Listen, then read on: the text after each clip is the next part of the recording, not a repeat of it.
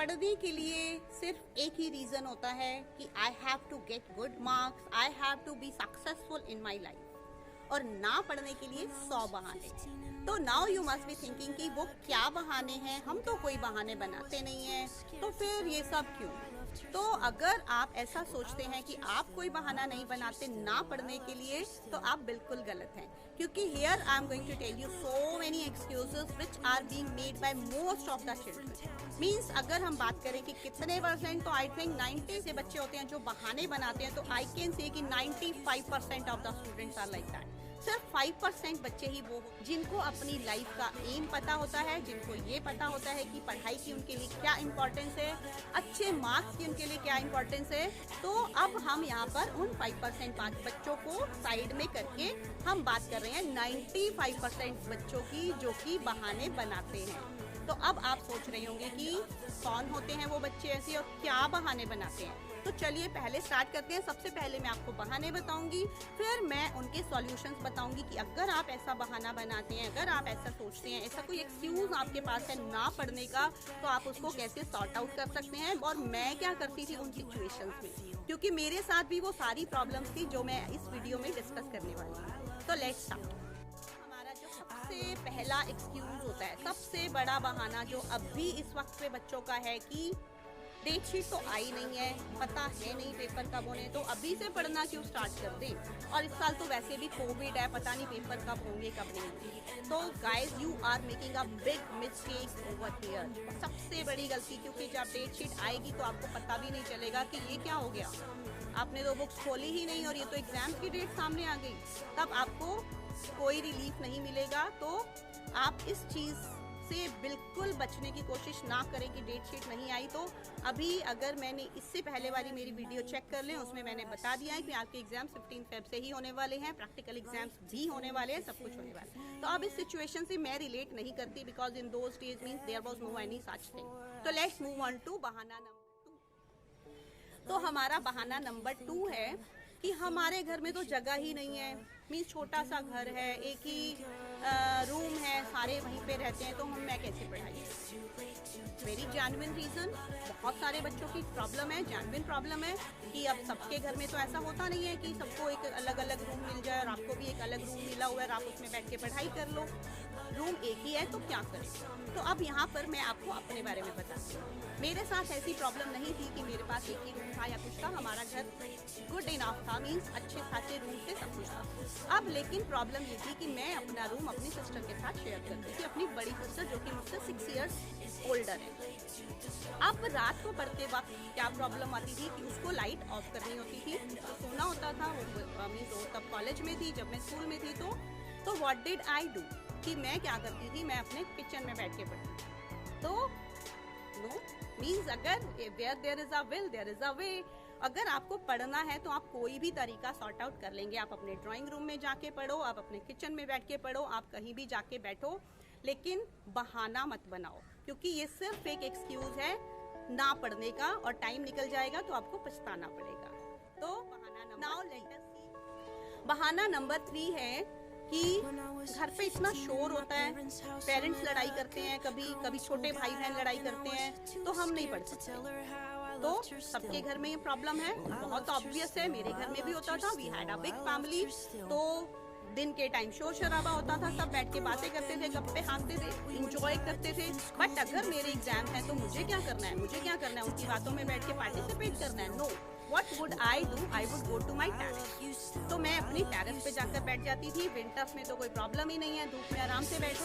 उसमें भी अपने सर के ऊपर से पूरी शॉल बना के खट बना लेती थी, उसके अंदर बैठ के पढ़ती थी। और अगर समर सीजन होता था तो क्या मैं करती थी कि क्योंकि हमारे टेरेस पे मीन्स चारपाई होती थी, उसके ऊपर सारे बिस्तर रखे होते थे, तो उसकी भी मैं एक खट बना लेती थी, उसके अंदर घुस के पढ़ती थी। Again where there is a will there is a way. तो नाउ अगर आपको भी कुछ भी ऐसा बहाना सोचते हैं आप, और आजकल तो बहुत ही इजी है, कानों में सीधा ईयरफोन्स लगाओ, ईयर प्लग्स लगाओ, कानों को बंद करो, किसी एक कॉर्नर को पकड़ो और बुक्स लेके बैठ जाओ। अब टाइम नहीं है बहाने बनाने का। तो अब हम बहाना नंबर 4 है, फैमिली वेडिंग है, कैसे पढ़ाई करें। मीन्स शादी में जाना तो बहुत जरूरी है, तो उसके लिए भी मेरे पास एक स्टोरी है आपको सुनाने के लिए, रियल लाइफ स्टोरी है।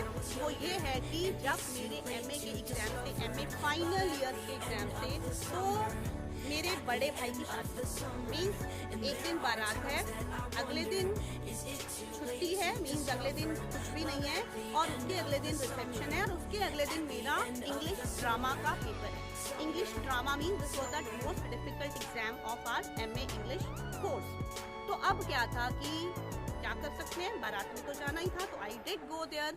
अगले दिन अब सारे लोग रेस्ट कर रहे थे, बट मैंने क्या किया, ऊपर एक रूम अलग से ले लिया, लॉक कर लिया, अंदर बैठ गई, अपनी पढ़ाई करती रही, रेस्ट नहीं किया। नींद आ रही थी बट थोड़ा थोड़ा बीच में रेस्ट करके फिर पढ़ने पे लग जाती थी।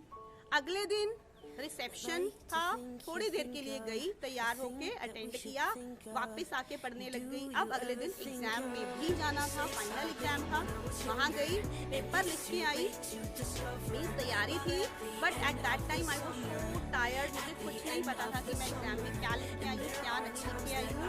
उस वक्त मैं नींद में एग्जाम करके आ गई, but God was there, He saw my hard work and I got highest marks in that exam। उसके लिए मुझे कॉलेज से सर्टिफिकेट भी मिला था कि उस एक पेपर में मैंने अपने कॉलेज में टॉप किया।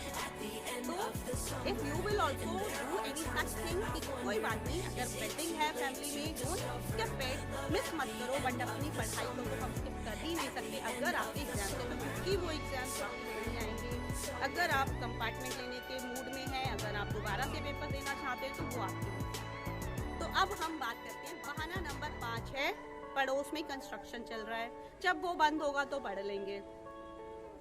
अब आप पड़ोस के कंस्ट्रक्शन को तो कंट्रोल कर नहीं सकते।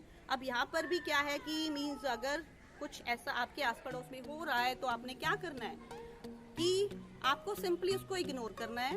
आप अपने कानों को बंद करें, कॉटन भर लो, ईयर प्लग्स लगा लो, पढ़ने लग जाओ। उससे भी ज्यादा है तो जाके पड़ोस में रिक्वेस्ट भी कर सकते हो कि अभी मेरा एग्जाम का टाइम चल रहा है, वो तो ऑब्वियसली बट रुकेंगे नहीं। तो अभी अगर आप पढ़ना चाहते हो तो आप सारे सॉल्यूशंस खुद निकालोगे, लेकिन अगर आपने मन बना लिया है कि नहीं मुझे बहाना ही बनाना है, मुझे पढ़ना ही नहीं है, तो नोबडी कैन हेल्प। मेरी ये वीडियो से भी आपको कोई फर्क नहीं पड़ेगा, आपके टीचर्स के, आपके पेरेंट्स के, किसी के कहने से आपको कोई फर्क नहीं पड़ेगा। तो the main thing is self motivation. आप डिसाइड करो कि आपके एग्जाम्स हैं, आपको अच्छे मार्क्स लेने हैं, आपको अपने पेरेंट्स को प्राउड फील कराना है, आपको सेल्फ सेटिस्फेक्शन चाहिए, तो there is no need for any such thing. फिर आपके माइंड में कोई एक्सक्यूज, कोई बहाना आएगा ही नहीं। तो आई थिंक कि now this is high time कि बहाने बनाना बंद कर दो, उठाओ अपने बुक्स, पढ़ने बैठ जाओ, जो भी आपकी प्रॉब्लम है उसका सॉल्यूशन सोचो। Definitely every problem has a solution. कोई प्रॉब्लम वर्ल्ड में, कोई दुनिया में ऐसी प्रॉब्लम नहीं है जिसका सॉल्यूशन नहीं है। तो thank you everybody, I hope you will try to follow these steps, these points. Means अगर आपको कोई काम करना है तो आपको कोई रोक नहीं सकता। मैं यहाँ पर अब वीडियो बना रही हूँ, आसपास से बहुत सारी साउंड्स आ रही हैं, विंटर सीजन है, सब लोग बाहर धूप में, बच्चे खेल रहे हैं, पार्क में शोर आ रहा है, तो क्या मैं अपना काम नहीं करूँगी? I will do my work because I have to do. So subscribe to Kingdom of Learning अगर अभी तक नहीं किया तो, because we will be in touch till your exams are conducted and even after that also when you will have to get